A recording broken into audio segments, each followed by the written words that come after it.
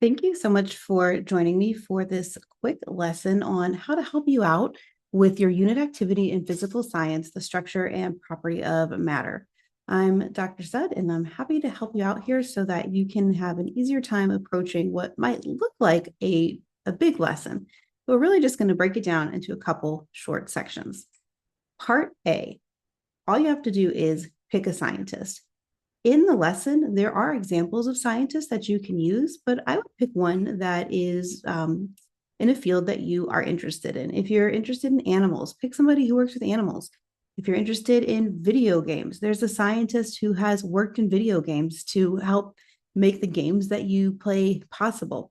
Whatever you are interested in, science has touched it in some way, and there is somebody out there that you can use for this project. In part B, you start to find out details about your scientist. If you use one that is suggested in the lesson, if you go to the upper left-hand corner, you're going to see this little resource folder, and then there are some scientists listed here. These are some older, historically interesting and important scientists, but maybe not directly interested in the field that you are in. For the example in this video, I'm going to use the scientist Jane Goodall. She worked with chimpanzees, and that's interesting to me. So I'm not going to pick one of these older people here. So find out about your scientist using credible sources. What is a credible source? This means that it's not somebody's opinion. It comes from a website that we know has good information. Maybe it's something like National Geographic. Maybe it's a trusted newspaper. Maybe it's an encyclopedia website. Maybe it's a research article.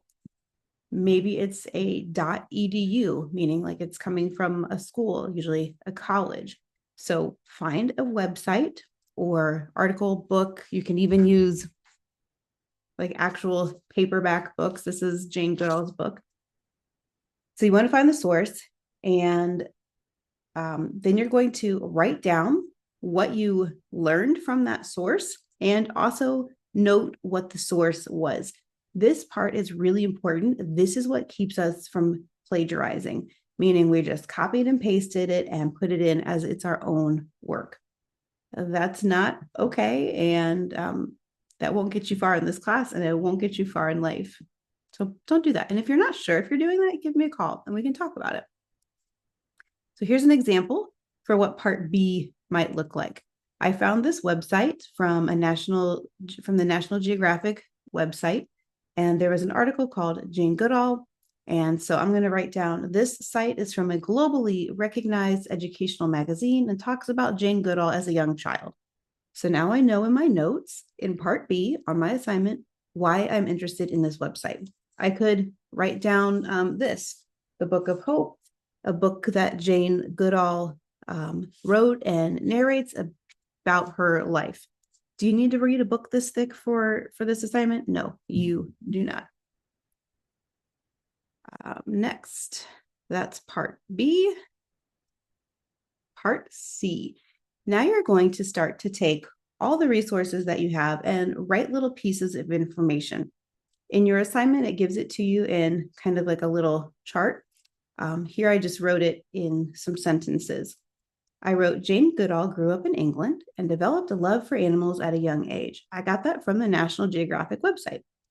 I did not copy and paste this information. I put it in my own words.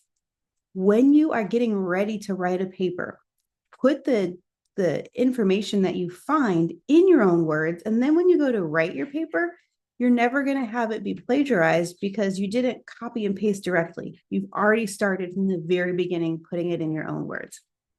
I hope that makes sense. It will save you a lot of time in the long run, and you'll learn and understand a lot more about your topic because you'll already be using your brain to digest and understand that information in your own words. We're already on to part D. Part D, you're going to make an outline. So here are some bullet points that could be in your outline. What was the scientist's early life like? What were they interested in? What are some unique experiences that they had? What was their adult life like? And of course, what work did they do in science?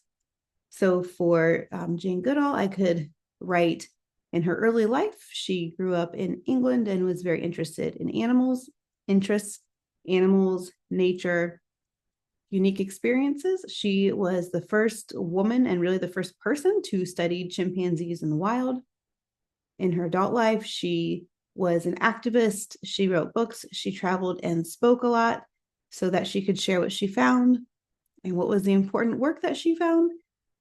She helped conserve and protect the land that chimpanzees lived on and helped us understand how chimpanzees and humans are very much alike.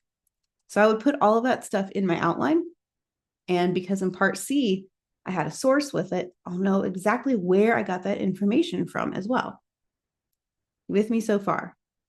So we got our scientist's name. We found some websites that had some information. We took a couple notes about what we read on those websites. We're putting it in an outline. Next part, one of the fun parts, find an image or two and make sure you know where you got it from and why is it important.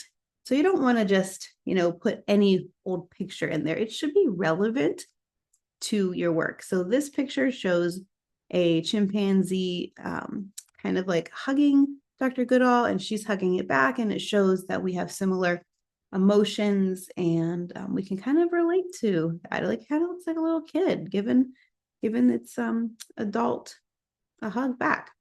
So images is a fun part, I think. And now the last part, we're going to take the outline and put it into sentence form.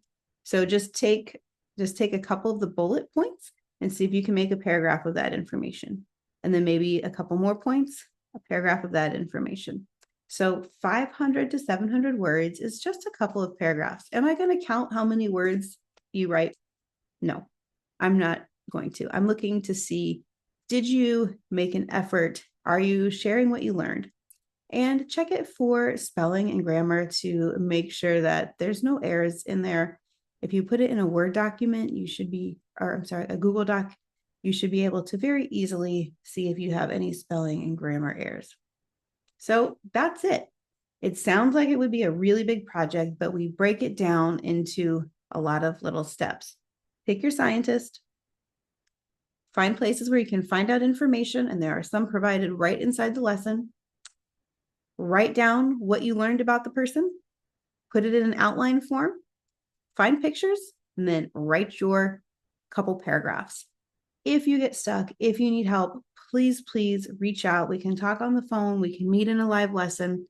Don't let this assignment look so overwhelming and make it stop you from the great progress that you've made to already get this far in the class. I know you can do it, and I am more than happy to help you out any step in the process. Thanks so much for watching, and I'll see you next time.